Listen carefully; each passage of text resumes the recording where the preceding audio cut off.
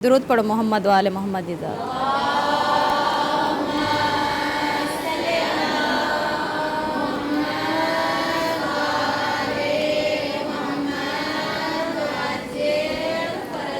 ख़ानदाने ज़हराते बुलंद सलावत।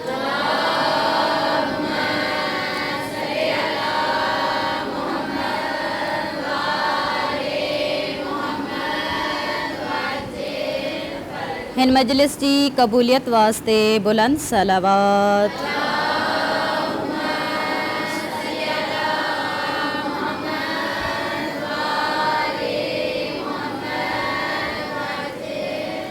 हिन मजलिस में सरकार इमाम ज़मा जल्लल्लाहु ताला फ़रजो शरीफ जी आमद वास्ते बुलंद सलावत।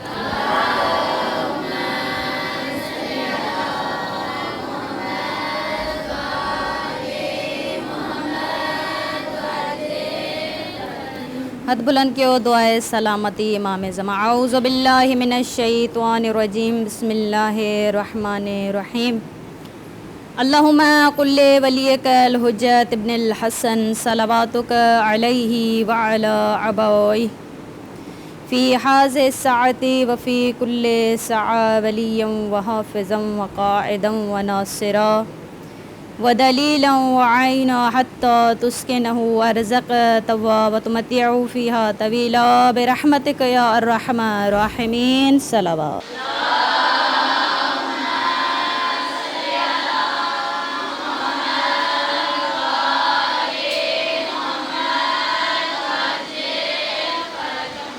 औज़ु बिल्लाहि मिनश शैतानिर रजीम। बिस्मिल्लाहिर रहमानिर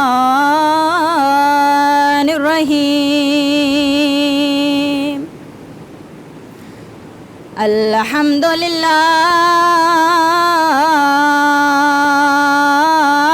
रब्बिल आलमीन। अस्सलातु वस्सलामु अला अशरफिल अंबिया वल मुरसलीन। सलावत।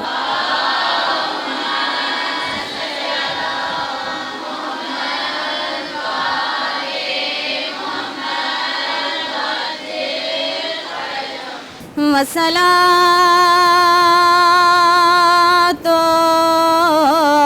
वस्सलामु अला हुसैनिल गरीबिल मज़लूम अल्लज़ी क़ाल इंद वक्त विदाइही मिनल ख़याम या ज़ैनबो व या रुक़य्यतो व या सकीना व या जारियतो में ज़हरा अलैकुन्ना मिन्नी सलाम। सलावत।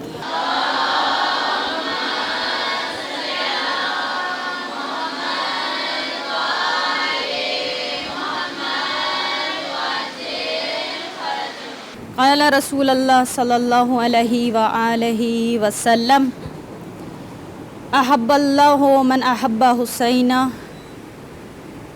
रिसालत माब जन इरशाद फरमाईंदा आहिनि, ख़ुदावंदा तूं उन्ही सां मोहब्बत रख जेको मुंहिंजे हुसैन सां मोहब्बत रखे।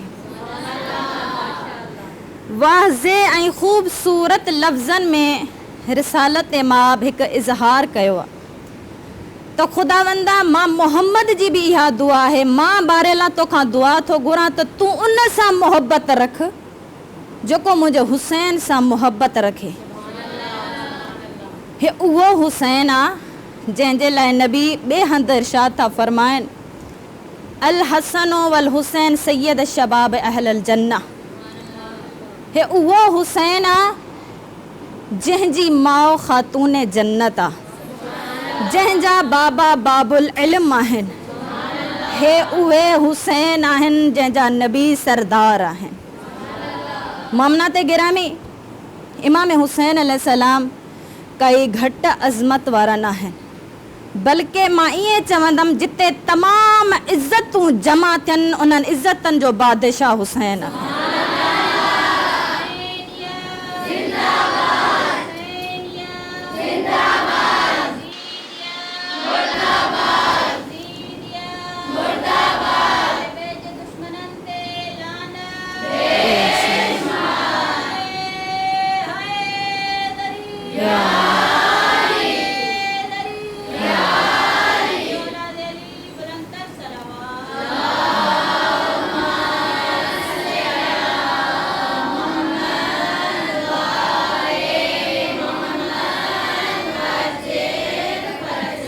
इमाम हुसैन अलैहिस्सलाम इज़्ज़तनि जा मालिक आहिनि ऐं हमेशह मौला जॾहिं बि को क़दम खयो आहे अमर बिल मारूफ़ नही अनिल मुनकर जे लाइ खयो आहे। छो जो आख़िरी वक़्तु मौला जो आख़िरी पैगाम बि जॾहिं क़ौम यज़ीद जे साम्हूं मौला बीठा हुया, उते बि क़ौम अशकिया खे मुख़ातिब चई करे बारहा मौला इहो जुमिलो फ़रमायो त मां तव्हांजो सुठो इमाम आहियां ऐं तव्हांखे तबलीग रिसालती कंदमि जेका मुंहिंजे रसूल नाना शरीयत पहुचाई उन जो ई पैगाम तव्हां ताईं पहुचायां थो। उन जो पैगाम ज़िंदा करण जे लाइ मां हिते आयो आहियां। छो जो यज़ीद उहो शख़्स आहे जंहिं शरीयत खे पामाल करणु चाहियो आहे। छो जो हे जनाबे रिसालत जे माप जे दौर खां वठी करे अबू सुफियान जॾहिं हुन जे मुक़ाबले में आया ऐं ज़बरदस्ती हुन इस्लाम तॾहिं क़बूल कयो जॾहिं हुन जी जान खे ख़तरो हुयो त अगरि मां इस्लाम क़बूल न कंदमि थी सघे मुंहिंजी जान बि हली वञे। जान खे बचाइण जे लाइ, जान जी परवाह करण जे लाइ, जान जे ख़ौफ़ जे लाइ हुन कलमो शहादतनि जारी कयो आहे। ऐं हे यज़ीद उन ई अबू सुफियान जी नसल मां आयो आहे ऐं इमाम हुसैन अलैहिस्सलाम जे मुक़ाबले में अची वियो। जॾहिं आख़िरी टाइम ते बि मौला बारहा पंहिंजो पैगाम उन्हनि ते पहुचो, अचो मां तव्हांखे दीन मुस्तक़ीम जी तरफ़ वठी थो हलां, तव्हां मुंहिंजी तरफ़ अचो, मां तव्हांखे राह मुस्तक़ीम जो रस्तो ॾेखारींदमि। मां बिदत फैलाइण न आयो आहियां, मूंखे हिन शइ जी बि ज़रूरत न आहे, कहिड़ी हिन हुकूमत जी बि ज़रूरत न आहे, हिन तख़्त जी बि ज़रूरत मां हुसैन खे न आहे। हे तख़्त ऐं हे ताज हे कुझु बि आहे, हे असांजे हथनि जी मेहर आहे। मौला चयो त मूंखे इन्हनि शयुनि जी ज़रूरत ई न आहे, असां त जन्नतनि जा बादशाह आहियूं। हिन दुनिया ते बादशाही करे असां पंहिंजे पाण ते फ़ख्रु महसूसु न कंदा आहियूं। हे असांजे हथनि जी मेहर, असां इन ते हुकूमत न करण आहियूं, असां आहियूं बादशाह जेके दिलनि ते हुकूमत कंदा आहियूं। असां दिलनि ते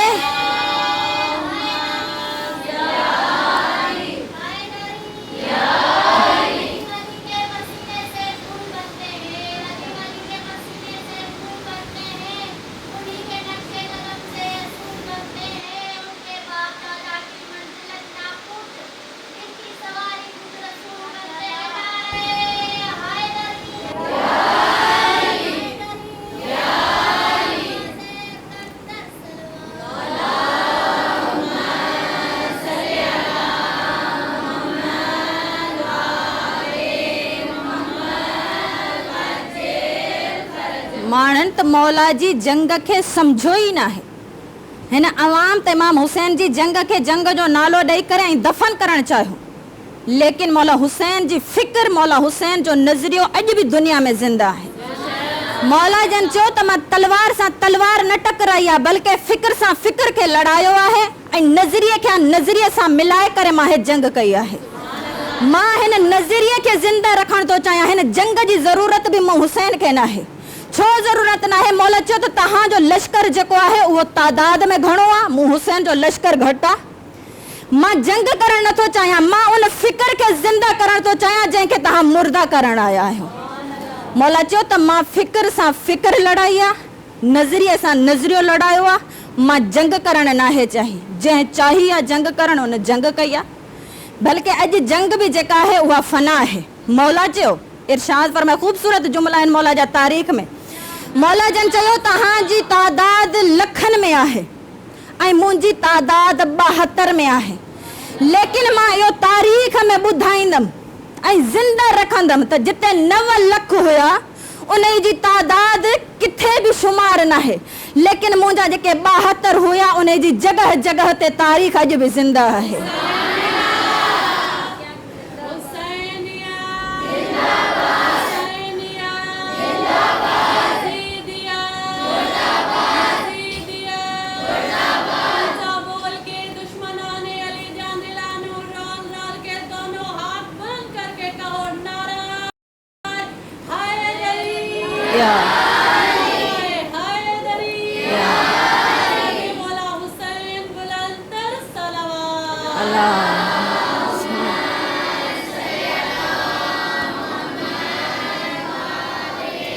यजीदी लश्कर ऐं हुसैनी लश्कर में थोरो त फ़र्क़ हुजण लाज़मी आहे न।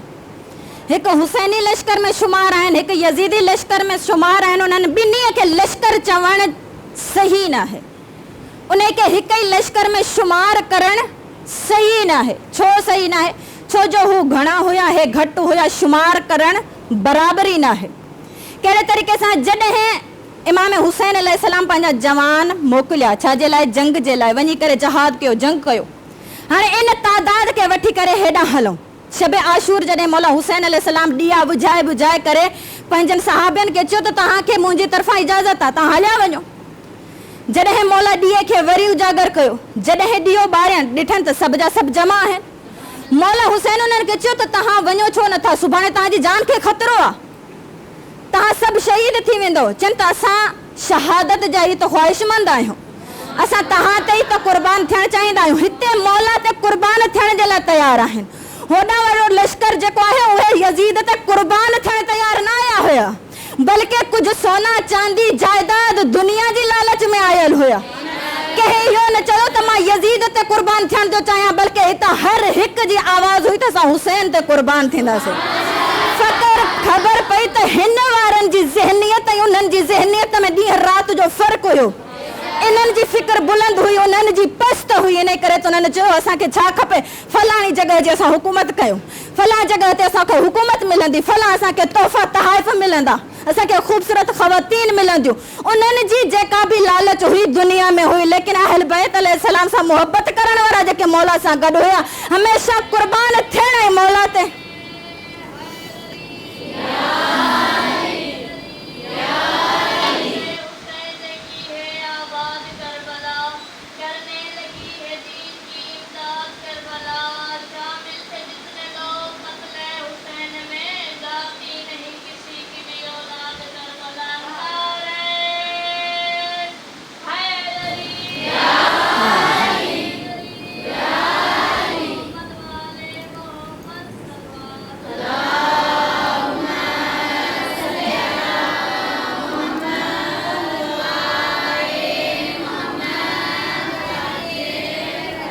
उन्हनि जा इरादा कमज़ोर हुया, छो जो उन्हनि खे ज़बरदस्ती हिन जंग में घुरायो वियो हुयो। उन्हनि खे लालच ॾेई ॾेई करे हिन जंग में घुरायो वियो। अचो हुसैन सां मुक़ाबिलो कयो, तव्हांखे फलां जॻह जी हुकूमत मिलंदी, तोखे रे जी हुकूमत मिलंदी, तोखे फलां शहर जी हुकूमत मिलंदी। इन लालच में उहे माण्हू आया हुया। हिन लश्कर में जेके हुया उन्हनि खे मौला सॼो न हुयो, उहे पाणे आया हुया। छाजे लाइ? मौला ते क़ुर्बान थियण जे लाइ। उन जी फ़िक्र में ॾींहं राति जो फ़र्क़ु हुयो। हेॾा इमाम हुसैन अलैहिस्सलाम पंहिंजनि चंदनि खे मोकिलियो आहे, होॾां जा किरोड़नि में लखनि में माण्हू हुया, उतां हज़ारे भॼी विया। हिते 72 हुया। जॾहिं हुन जंग कई आहे त हिन 72 मां कोई बि न भॻो आहे। जॾहिं इमाम हुसैन अलैहिस्सलाम जंग जी पंहिंजे शहादत पंहिंजे जवाननि खे इजाज़त ॾिनी त तव्हां वञी करे शुजान खे तव्हां जंग कयो। हाणे मिसाल ॾींदी हलां, जॾहिं इमाम हुसैन अलैहिस्सलाम मौला अब्बास खे जंग लाइ मोकिलियो आहे, 10,000 जो दस्तो यज़ीदी लश्कर मां भॼी वियो आहे।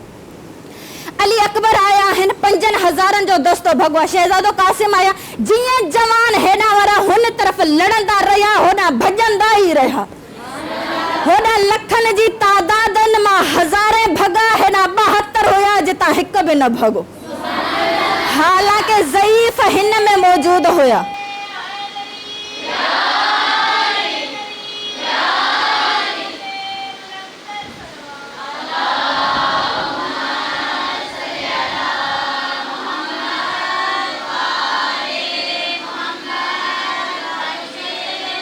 केतरी भी माण्हू मजलिस मौला जा फ़ज़ाइल पढ़े घटि आहिनि, लेकिन हिन लश्कर में ॾिठो वञे त फ़क़ति इन्हनि जे अंदरि कुटियल भरियल मारिफ़त हुसैन हुई। अगरि मारिफ़त इमाम न हुजे हा, इमाम हुसैन अलैहिस्सलाम जी मारिफ़त न हुजे हा त कोई बि उते टिकियल न हुजे हा। इन्हनि इमाम खे इमाम करे सुञातो, तॾहिं पंहिंजूं जानियूं मौला तां क़ुर्बान करे छॾिया।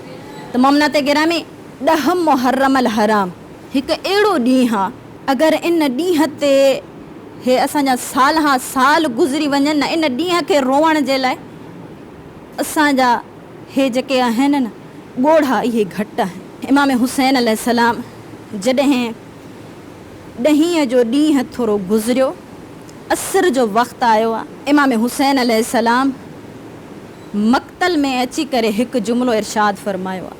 मौला इरशाद फ़रमाइनि हा, हल मिन नासिर यंसुरना, आहे कोई जो मां ग़रीब हुसैन जी मदद करे। हे आवाज़ जेका आहे इहा हर कंहिं ताईं पहुती आहे, लेकिन मौला जी मदद जे लाइ कोई न आयो आहे। मौला वापसि आया आहिनि, जॾहिं मौला सदा ॾिनी आहे, वापसि अची करे रवायतूं लिखंदियूं आहिनि त मौला हुसैन अलैहिस्सलाम जी जॾहिं हिन आवाज़ ते कंहिं लबैक न चयो, मौला ख़याम जो रुख़ कयो आहे। सभ खां पहिरियां उन ख़याम में आया आहिनि जिते मौला सजाद बीमारीअ बिस्तर ते सुतल आहिनि। मौला सजाद जी सॼी ॿांह खे पकड़े करे मौला इरशाद था फ़रमाइनि, सजाद पुट, मां तुंहिंजे लाइ चंद वसियतूं खणी आयो आहियां ऐं सभ खां वॾी शइ तुंहिंजे हवाले करण आयो आहियां। इसरारे इमामत सजाद तुंहिंजे हथ ते ॾियणु आयो आहियां। मौला सजाद जी जीअं न अखि खुलंदी आहे, मौला जी तरफ़ निगाह कई आहे, ॾिसनि हा त मौला सर खां वठी पेरनि ताईं खून में लहू लहान। जॾहिं न इन हुलीअ में मौला सजाद पंहिंजे बाबा खे ॾिठो आहे, हिकु जुमिलो इरशाद फ़रमायो अथई।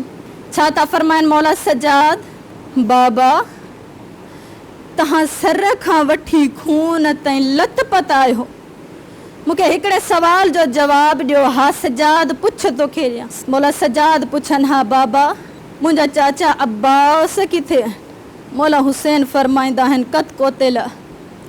सजाद, तुंहिंजा चाचा अब्बास मारिजी विया। मौला सजाद ॿियो सवाल कयो आहे, ऐन अखी अल अकबर, बाबा मुंहिंजो भाउ अकबर किथे आहे? मौला फ़रमाईंदा आहिनि, सजाद केसीं ताईं पुछंदे, केसीं ताईं जवाबु ॾींदुमि। सजाद हिकिड़ी वसियत कयां थो, यादि रखजांइ, जॾहिं न मदीने वापसि वञी मुंहिंजे शीयनि खे पैगाम ॾिजांइ, जॾहिं बि थधो पाणी पियो, मूं ग़रीब जी प्यास खे ज़रूरु यादि रखजो। सजाद मुंहिंजे शीयनि खे पैगाम ॾिजां, काश तव्हां करबला में हुजो हा, तव्हां ॾिसो हा मां पंहिंजे मासूम असगर जे लाइ कहिड़े अंदाज़ में पाणी घुरियो। ए मुंहिंजा शिया, काश तव्हां करबला हुजो हा, ॾिसो हा मां अकबर जी बरछी कीअं कढी आहे। मुख़्तसर कंदी हलां, मौला विदा थिया आहिनि, आया आहिनि जनाब ज़ैनब जे खेमे में। अची करे भेण खां पुराणो लिबास तलब कयो अथई, जीअं न पुराणे लिबास जो नालो आया, सैयद ज़ादे ज़मीन ते झुकी पई आहे। रोई करे फ़रमाया, भाउ हुसैन ईअं छो नथो चवीं त अलविदा करण आयो आहियां, वापसि न ईंदो, मां मौत जी इजाज़त वठण आयो आहियां। सैयद ज़ादी पुराणो लिबास ॾिनो आहे, मौला हुसैन जे हवाले कयो आहे। मौला चंद कदम खयां आहिनि, खेमे जे दरवाज़े ते आया आहिनि। जनाब ज़ैनब हिकु जुमिलो फ़रमाया हा, हुसैन थोरी देरि रुकी हा। मौला फ़रमाईंदा आहिनि, भेण ज़ैनब छा ॻाल्हि आहे?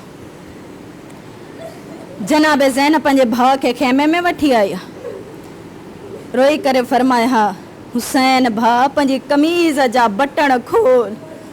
जीअं न मौला पंहिंजी कमीज़ जा बटण खोलिया आहिनि, सैयदा गले खे बोसा ॾियणु शुरू कया। मौला पुछंदा आहिनि, ज़ैनब हे छा थी करी? रोई करे फ़रमाए थी, जॾहिं न तूं पुराणो लिबास घुरियो आहे, मूंखे अम्मा ज़हरा जी वसियत यादि आई। मदीने हुयमि, अम्मा जो आख़िरी वक़्तु हुयो, वसीयत कई हुई ज़ैनब अगर हुसैन कॾहिं पुराणो लिबास घुरई मुंहिंजे तरफ़ां गले ते बोसो ॾिजो। मौला फरमाईंदा आहिनि भेण वसीयत मूंखे बि मिलियल। भेण ज़ैनब पंहिंजे कलायनि तां चादर हटाए हा, सैयदा हटाई हा। मौला कंहिं महिल हिन ते बोसा ॾियनि हा, कंहिं महिल सॼीअ ते, कंहिं महिल खॿीअ ते। सैयदा वरी सवाल थी करे भाउ हुसैन छा करे रहियो आहे? सैयद फरमाइनि था भेण ज़ैनब जॾहिं न बाबा जो आख़िरी वक़्तु हुयो, बाबा वसीयत कई हुई हुसैन जॾहिं न आख़िरी वक़्तु ॾिसे पंहिंजो मुंहिंजे तरफ़ां हिन ज़ैनब जे कलायनि ते बोसा ॾिजां। अलगर्ज़ मोमनात गिरामी मौला हलिया दरवाज़े ज़ैनब ते आया। अची करे मौला कॾहिं खॿे ॾिसनि हा, कंहिं महिल सॼे ॾिसनि हा, कंहिं महिल आसमान जी तरफ़ ॾिसनि हा। सभु सैयदा जूं गिर्द जमा थी वियूं। मौला कंहिं महिल सॼे था ॾिसो, कंहिं महिल खॿे था ॾिसो, कंहिं महिल आसमान जी तरफ़ था ॾिसो। हुसैन छा था सोचो? जनाब ज़ैनब खे जवाब ॾींदा आहिनि भेण ज़ैनब हो पंहिंजी ग़रीबी थो ॾिसां, कहिड़ी तरफ़ मुंहिंजो हुसैन। मौला फरमाइनि था पंहिंजी ग़रीबी थो ॾिसां, कीअं थो ॾिसां? कॾहिं सॼे अब्बास हूंदो हुयो, कॾहिं खॿे अकबर हूंदो हुयो। जॾहिं बि किथे वेंदो हुयमि तयार करे घोड़े ते सवार कंदा हुया। अॼु पंहिंजी गुरबत थो ॾिसां, सॼो पासो ख़ाली आहे, खॿो ख़ाली आहे। न मुंहिंजो अकबर, न मुंहिंजो कासिम, न मुंहिंजो अब्बास। और पंहिंजी गुरबत खे ॾिसी रहियो आहियां। मोमनात सैयदा फरमाए थी हुसैन मुंहिंजे हूंदे न घबराए, हलिया मां तोखे सवार थी करायां। सभु सैयद ज़ादियूं जमा थियूं आहिनि, मौला खे सवार करायो अथनि। जॾहिं मौला घोड़े जी लगाम में हथ विधो आहे ऐं घोड़े खे खुई हई आहे त अॻिते वधे घोड़ो न हलंदो आहे। मौला वरी हुनखे चयो घोड़ा तूं बि मुंहिंजो साथ छॾे ॾिनो आहे। मुंहिंजो अकबर बि न रहियो, कासिम न रहियो, अब्बास न रहियो, मुंहिंजो सहाबा न रहिया। ए ज़ुलजना आख़िरी वक़्त छा तूं बि मुंहिंजो साथ छॾे ॾिनो? बेज़बाना ॻाल्हाए नथो सघे, पंहिंजे सुम्बनि जी तरफ़ इशारो कयो तई, चए थो मौला मां छा थो ॾिसां? हिकु 4 सालनि जी मासूम घोड़े जे सुम्बनि सां लिपटियल, चए थी बाबा न वञ, जेको बि करबला जे मैदान जी तरफ़ हलियो वापसि न आयो। अलगर्ज़ मोमनात मौला हुसैन लथा आहिनि, धीअ खे सीने सां लॻायो आहे, प्यार कयो आहे। मौला फरमाइनि था सकीना बाबा खे इजाज़त ॾे। शहज़ादी फरमाए थी न बाबा इजाज़त न ॾींदी मां। बाबा जेको बि मैदान जी तरफ़ वियो आहे वापसि न वियो आहे। मौला फरमाइनि था सकीना अॼु खां बाद तूं नाज़ न कजां। बाबा कहिड़े अंदाज़ में चओ था त मां नाज़ न कयां? मौला फरमाईंदा आहिनि सकीना छो जो तूं यतीम थियण वारी आहीं। यतीमनि ते नाज़ सुहिणा न लॻंदा आहिनि। सकीना जिते आराम अचई सुम्ही पइजा, ख़्वाहिश न कजां बाबा जे सीने ते सुम्हणो। बस मोमनात गिरामी करबला जी मट्टी खई आहे, सकीना जे सर में विधी आहे। रोई करे फरमाइनि था अॼु खां बाद तूं यतीम, अॼु खां बाद ख़्वाहिश न कजां बाबा जे सीने ते सुम्हणो। बस मोमनात गिरामी मौला विदा थिया आहिनि, आया आहिनि करबला जे मैदान में। मौला हुसैन अलैहिस्सलाम सदा ॾिनी आहे क़ौम अश्किया तव्हां मुंहिंजी आवाज़ ते लब्बैक न चयो आहे। मां पंहिंजा सभु क़ुर्बान कराए छॾिया आहिनि। हाणे अचो मूं हुसैन सां जंग कयो। कीअं मौला जंग कई आहे? मौला रोई करे फरमाइनि था क़ौम अश्किया मां हुसैन जंहिंजो अब्बास मारियो अथव। ए मलानो मौला हुसैन जंहिंजो अकबर मारियो अथव। मौला रोई करे फरमाए ना को में अशकिया मौला हुसैन जन 4 महीने जो सगर मारो को हलिया जो हींअर बि मां तव्हां के शरीयत जी तबलीग कंदमि माता के अकबर जो खून माफ़ कंदमि हाँ चवण जो नाना जी शरीयत ते अब्बास जो खून माफ़ कंदमि मां असगर जो खून माफ़ कंदमि लेकिन के मुंहिंजे मौला जी आवाज़ ते लबैक नचा मजबूरन जे आसमान जी तरफ़ मुंहुं करे चए तो हली अचो हाणे हुसैन जी जंग ॾिसो मौला नया तलवार कढी जंग करण शुरू कई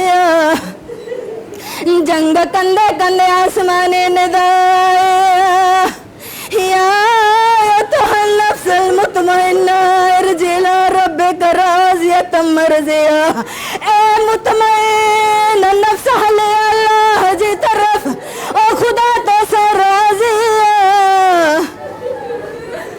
बस ममना ते गिरा में मौला तलवार नयाम में रखिया नयाम में रखण जी देर हुई केॾा तलवार अचे केॾा तीर अचे ओ कोई नेज़ो हलाया कोई गुर्ज़ उछलाया हणे जंहिंखे कुझु न मिले हा करबला जी मटी खणी हुसैन ते हणे अल्लाह लानत अल्लाह ला क़ौम ज़ालिमीन सब्सक्राइब कयो असांजो official YouTube channel Sindh TV HD Islamic ऐं वधीक अपडेट लाइ बेल आइकन खे क्लिक करियो।